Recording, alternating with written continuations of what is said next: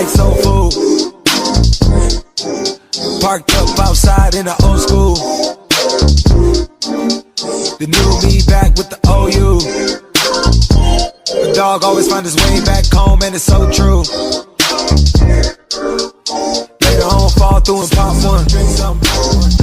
Before Enies lobby, before Alabasta, One Piece had the Baratie. This is where the story hit different for the first time. Where the action got serious, the emotion started cutting deeper, and two of the most important Straw Hats were pushed to their limits. So let's talk about how the Baratie arc showed us the kind of story One Piece was always meant to be. Baratie opened simple. A floating restaurant in the middle of the sea run by pirates who cook better than they fight. And right there we meet Sanji, a cook who smokes too much, flirts too often, and feeds everyone, even his enemies. And that right there is what separates him from the rest. The rest of the crew fights with fists or swords, Sanji fights with something else, principle. When a starving Jin collapses at his feet, Sanji doesn't hesitate. He feeds him, knowing he could be dangerous, knowing full well that it could backfire. It's not a strategy or a performance, it's because he's lived through that kind of hunger. Then that's where the story shifts. Dracule Mihawk, the strongest swordsman in the world, finally shows up, just casually chasing Krieg's crew across the Grand Line like it's nothing. And that right there changes everything. Zoro finally sees the swordsman he's been chasing, and even knowing he doesn't stand a chance, he draws anyway. He gets destroyed, outclassed in every way, but he never backs down. And that's why Mihawk spares him, not because of his power, but because of his promise, because he stood up when it mattered. And while all that's happening, Sanji's arc is building quietly in the background. He's not just the cook on deck, he's torn between two lives. Stay on Baratie to repay Zeph, or chase a dream he's too scared to say out loud. But the pressure keeps building. Jin comes back, Krieg's fleet attacks, and Sanji has to make a choice. Does he stay where it's safe or risk everything to move forward? Then the chaos hits. Krieg begins his full flee, Baratie's chefs rally up, and then Luffy steps in. And for the first time, we really see what Sanji's about, not just with his feet, but with his loyalty. He's ready to die to protect Zeph because Zeph already gave up everything for him. We get the flashback, the wreck, the island, the food split in silence. Sanji survives because Zeph starved. And now, when Sanji fights, he fights with all of that still burning in him. And that kindness, it comes full circle. Jin is ordered to kill Sanji and he can't do it. Not because Sanji beat him, but because Sanji treated him like a human when no one else did. Even in a poison gas attack, Jin gives Sanji his gas mask. And then there's Luffy versus Krieg. Krieg has